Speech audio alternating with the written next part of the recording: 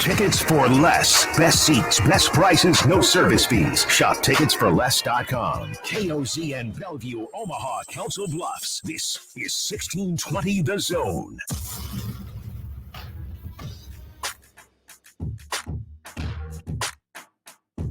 All right, just one further update to this Big 12 thing. Brett McMurphy is here. He's got some reporting on these things as well. The Big 12 Conference and All State, you're in good hands, are in discussions about selling the league's naming rights to the insurance giant. Sources told Action Network. Name possibilities for the Big 12 will include the Big All-State Conference or the All-State 12 Conference. So which does the Big 12 want to keep? Do they want to keep the Big or the 12? Because they're going to have to replace one of them with All-State. If you call it the All-State 12, I cannot guarantee I will not just call it the A12. Interesting. Also, keep in mind that the conference has 16 teams in it at the moment. Right. People forget. So maybe the better choice here is the Big All-State. If you call it the Big All-State Conference, the BAC 12. I think you'd have to call it the Big All-State. Yeah. At that point. The Big All-State. Now, here's what he says. Big All-State. McMurphy. The multi-year deal could earn the league between $30 and $50 million annually to be divided amongst its 16 league members. So let's just do, once again, calculator time here. Let's just say the upper end of that. Let's just say $50 million a year divided by 16 members is only $3 extra million a year per school. Oh. Doesn't quite bridge the gap, but private equity has got your back on that one. Sure. Shout out to that company from whatever it was, Switzerland or something like that. Feels legal. Definitely. Very cool and very legal. So there you go. All State 12, it feels like, is where we're headed on this one. That's less fun than I know. Or the Big All State. Sorry. Yeah. Could be either way. All right. Speaking of, many are saying though the conference mascot will be Mayhem, the Mayhem guy. Definitely. I already hate that guy enough. He was kind of funny at first, and then they did too many things. It's gone on too long. They had too many commercials. Yeah. Even Fansville.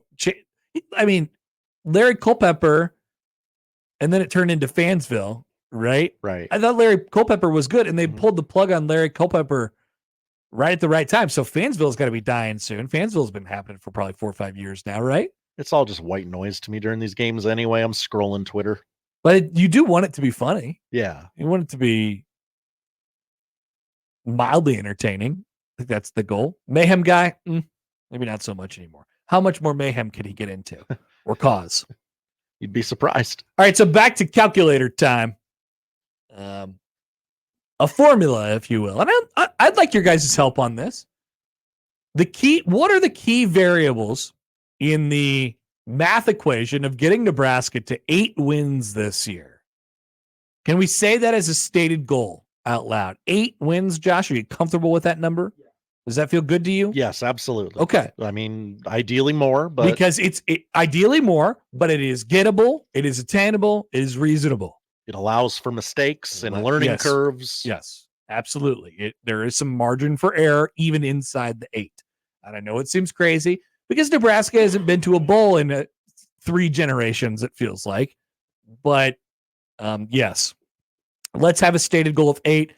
Or if you don't, and if you're not there with me, fine. We can have that discussion another time, but play along with us today. Let's just say it's 8. So how do you get to 8? What are the key variables? What is in the math equation? Let's go back to an email that we received earlier on in the show from Larry. Hi, Larry. Hi, Larry. Larry in Omaha, Husker football wins variables. He's approaching it a little bit of a different way. He said, all that needs to happen for 8+ wins is for Nebraska to actually win around 50% of the 50-50 games. It won about 20% of them during the Frost era and about 10% of them in 2023. It's time to reverse these long-running, nearly statistically impossible trends.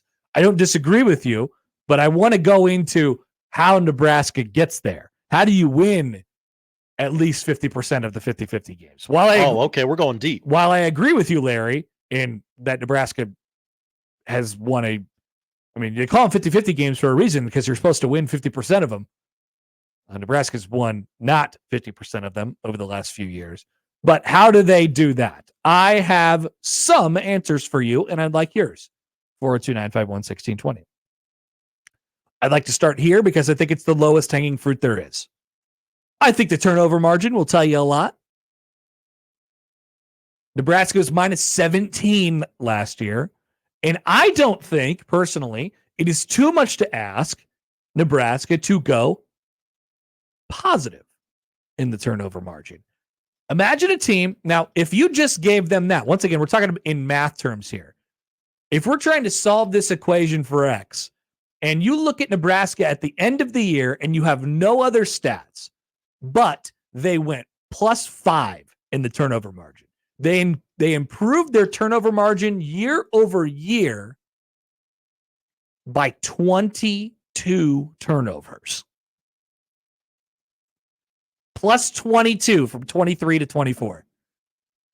2023 to 2024. If you tell me just that, and you have the knowledge that they won 5 games last year,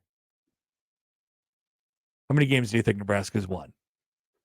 With +5? I can guarantee you that it's more than 5. Yes. I guarantee you that it's more than 5. Okay, let's get a little bit closer to that. I don't think it's that crazy to ask, though, that they go positive in the turnover margin. I know that they've only done it once over the last decade, really. I mean, plus some, I think, at this point, one time. They also had a year where they went dead even, which would be fine. Keep in mind, they went minus 17 once again last year. I don't think it's too much to ask, but once again, I think around here we like to believe in, we think about the team as in terms of incremental improvements a lot, and I don't understand what's so unfair about asking them to take a little bit of a jump this year. But we're trying to math our way to get to 8. Let's go to sacks on defense. Nebraska had 32 sacks last year. 32 of them. Okay. It was a pretty good defense, right? I think you're going to have to be disruptive. I think you're going to have to take some chances. Look at Nebraska's defensive backfield, although I think that should end up being fine. Okay. It's not something I'm completely comfortable with at the moment. Matt Rule has the stated math equation before of 40 sacks equals 10 wins. What will 35 get you? Didn't I see a stat, and you probably know this better than me, that Nash is the leading returning sack getter in the Big Ten? That would be there's no way that would be correct. Okay. Because Jamari Butler had more sacks than Nash Hutmaker last year, and he is also back. Okay. He's not even the leading sack returner on his own team. Okay, then I don't know what I read. I was just scrolling social media, and you see something, you're like, oh, okay, I'll try and remember that for the radio show. And then something like this happens. Use your favorite button. Nobody can see him anymore. Oh, that's right. That's a good tip. Catch your secrets. 32 sacks last year. Nebraska was +3 in the sack margin. We won't even get down that road yet. They were +3 in the sack margin last year. That means they sacked the opposing quarterback, 3 more times than they got sacked a year ago. It was a good number. It was the second best over the last decade for Nebraska football. 32. They hadn't reached more than 35 since 2013. And I still think that is an attainable number for Nebraska's defense if they were to take a step forward. I believe that is a number that would get you toward 8 wins. Not exclusively, right, but together. I have found the tweet. Okay. What does it say? Nash Hutmaker, 7 sacks in 2023, most among returning Big Ten defensive tackles. He had 7 sacks last year? That's what this tweet says. I have Jamari Butler as having 5.5 last year as Nebraska's leader. Is it tackles for loss? Does it mean tackles for loss? It says career high 7 sacks in 2023.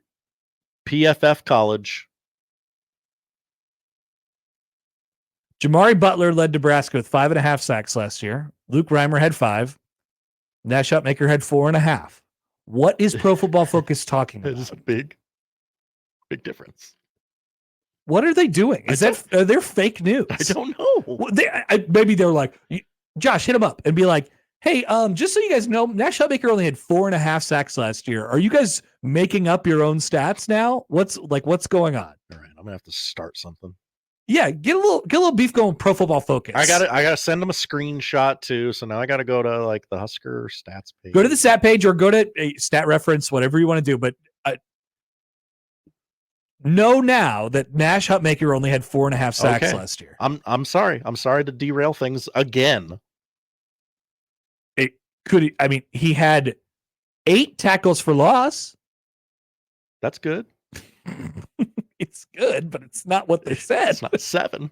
And it's not sacks. All right. Shout out to Pro Football Focus, man. They go by their own. They march by the beat of their own drum. They're making up stats. They're like, oh, well, by our metrics, he had 7 sacks. That's probably what they'll say.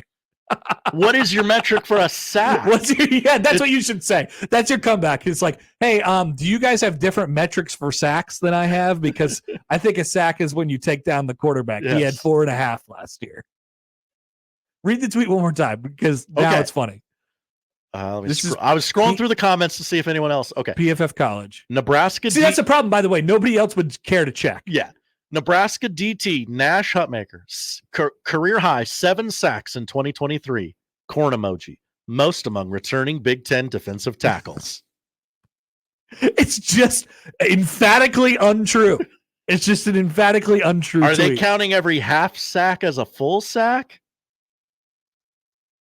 I would think that the official stat reference page maybe they keep track differently.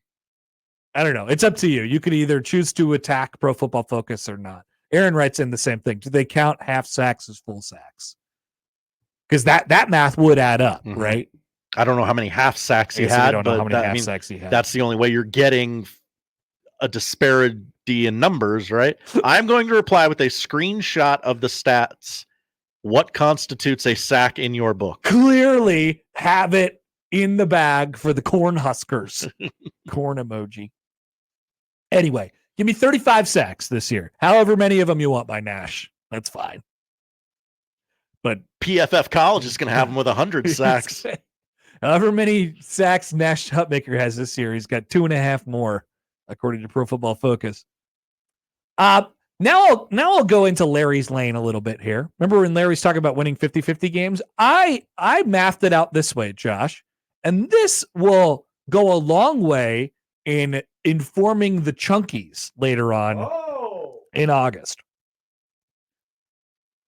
How about 4 wins, at least 4 wins in August and September? At least 4 wins in August and September. That would include 5 games: UTEP, Colorado, Northern Iowa, Illinois, and Purdue, only one of which is on the road. I want 4 out of those 5 games bare minimum.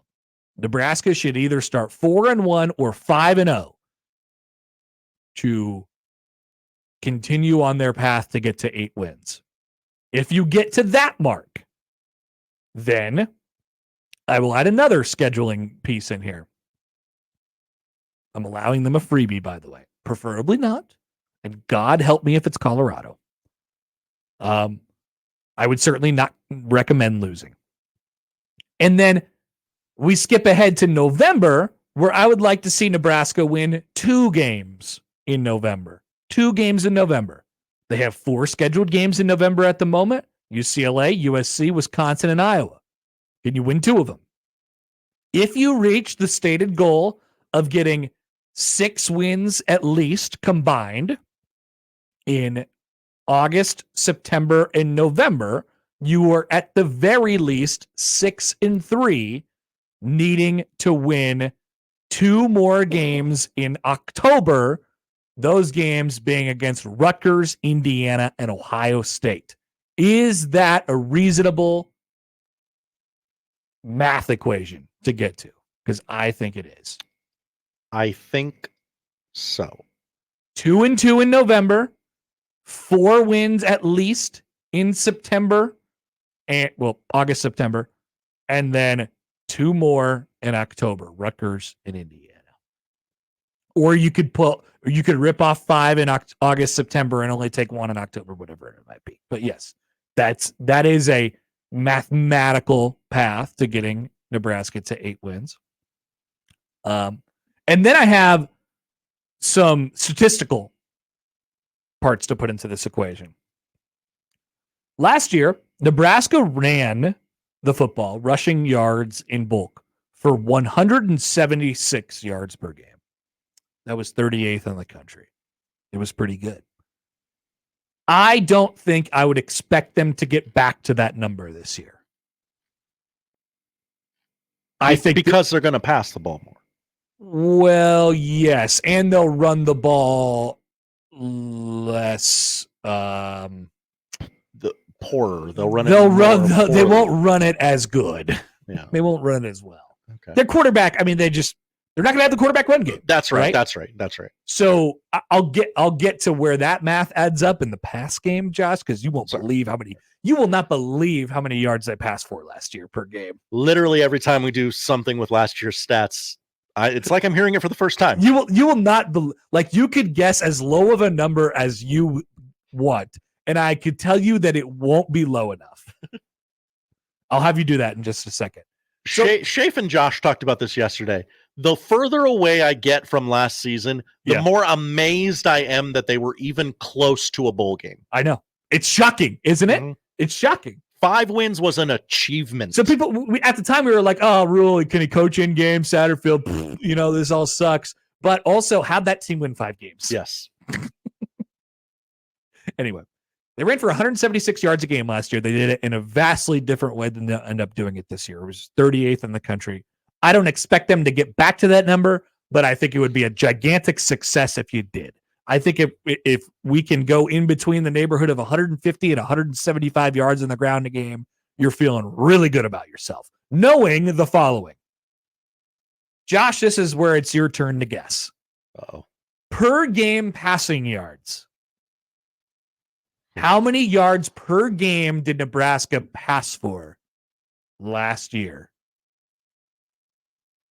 140. Now, I told you the hint, right? Which was no matter how low you guess, it's going to be lower. And guess what? It's lower. 120. Yeah, it's higher than that. Oh, you were very close. Okay. You had a great guess the first time. 130, basically 6 yards a game, which was the 5th worst in the country. Only behind who, Josh? Knowing that's right. We've done this before too. That there are 3 service academies and was it Rutgers? No, but same conference. Iowa. You bet. Only 4 teams passed for less yards per game than Nebraska did last year. 3 of them were service academies and 1 was Iowa. Chef's kiss. So 136 is bad, Josh. I don't know if you'd agree with that. I would agree with that. That was 126 in the country. Is top 50 in pass yards too much to ask? Whoa, that's a huge leap. It's a gigantic leap. But once again, if they don't make a leap here, they're completely screwed. Like, they can't pass for 200 yards a game. It just doesn't work. Talent and play selection will just inevitably create a large jump. Is top 50 too much to ask? Top 50 last year in pass offense in the country, which, by the way, isn't even, it's middle of the road, right? We're asking for a middle of the road here. That's about 250 yards per game. Do you have it in front of you? What top 50 was last year? Like who the 50th team was? I do. Just so I could get like a vision of what style of play. The 50th team. Now, this is not a great comp, but I'll give you a really a couple really good ones. Okay. The 50th team in passing per game last year was Tennessee at 243 yards a game. Okay. I feel Welcome like to town, Vols. I feel like they sling it a lot. How about this? Try this one on for size. Right above them at 49, 245 yards a game, Iowa State. Okay. Did Nebraska pass it as well as Iowa State did last year? How about let's take a big jump up to 265. 265 yards a game. You know who passed for 265 yards a game last year? The Illinois Fighting Illini passed for 206. That was 35th in the country. Really? Yep. Okay. Uh-huh. Now does that seem kind of gettable? Very. So, it ain't crazy, guys. It's not crazy. Now, I wonder what kind of goals Nebraska has for itself on the offensive side of the ball as it pertains to those kind of numbers. But I think those numbers are pretty gettable. If we're talking 250 and 150, that's 400 yards a game, Josh. Yeah. That's, I could pull it up right now. That's probably about a top 40-ish offense would be my guess. Sounds very good. If I went to total offense, last year, 400 yards of total offense. Last year, there was only 52 teams in the country that had at least 400 yards of total offense. I would like to be one of those teams. That doesn't seem crazy to me, does it? I think the splits are going to be different because you're just going to have some displaced things. By the way, Nebraska approaches offense this year. 400 yards of offense a game is top 50 in the country. If Nebraska's defense can get more turnovers, if Nebraska's offense doesn't turn the ball over, we've talked about these things already in this math equation. I would say to you the things that I just mentioned, sacks, that's an 8-win team. 400 yards of total offense, wins where you can get them as it pertains to the schedule, as I mentioned, turnover margin. Those are the important variables in getting to where Nebraska wants to go, which is, for the sake of this exercise, 8 football wins this year. Does it? Now, Josh, I'll ask you this before we take a break. Do any of those things seem out of reach? Do any of those things feel like major leaps in logic? Knowing what you know about this team and the schedule and how it sets up this year. Only when I really try and make last year connect to this year. Yeah. No, those are definitely major leaps. Not in logic, but major leaps. Right. Yeah. Right. But given the players they have this year, assuming health, seems very doable. Chris in Montana writes in. Hi, Chris. Also take into account that we had 4 or 5 bombs last year, over 50 yards that went for touchdowns, I think. Take that out and we passed for less than 100 yards a game, I bet. That's right. Yeah, that's right. Jalen Lloyd was the next Marvin Harrison, remember? Like, I know people love that stat and they loved talking about that stat, but that stat is so irrelevant to me. Like, I love the fact that it was so explosive for Jalen Lloyd last year, and I think it means great things for his future. But, like, Nebraska's only offense is not going to be chucking the long ball this year. I would imagine they'll be doing it quite a bit less. It felt like their only option to score points last year was to throw it deep to Jalen Lloyd. They're just like, that's not going to be how they score. And in the limited pieces we've heard from the team, it sounds like Dylan is of the mindset of, I do not have to throw it deep. I will throw it short to the receivers and let the receivers do the work of getting yak yards. Remember yak yards, everybody? Oh, I do. And I remember I watched the spring game and I was like, whoa, this is great. We're going to be yakking all over this town. Aaron writes in a couple things. I'm here for Josh and Pro Football Focus beef. According to Pro Football Focus, Nebraska now won every game they had a lead in last year. Congratulations. The bowl streak is now over. Hello. Thank you, Pro Football Focus. They have not responded to me yet. Yippee writes in, I think Josh may be right in some aspect. I think I saw that too. Maybe most for returning defensive tackles.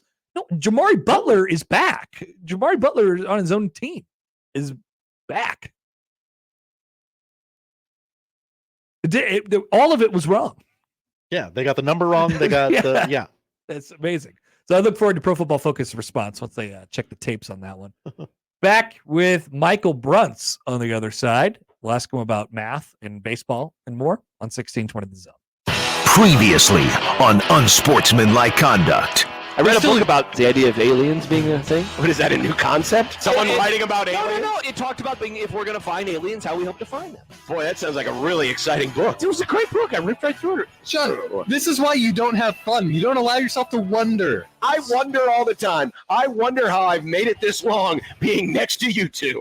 Unsportsmanlike Conduct with John Bishop and Josh Peterson. Weekdays 2 to 6 on 1620 The Zone.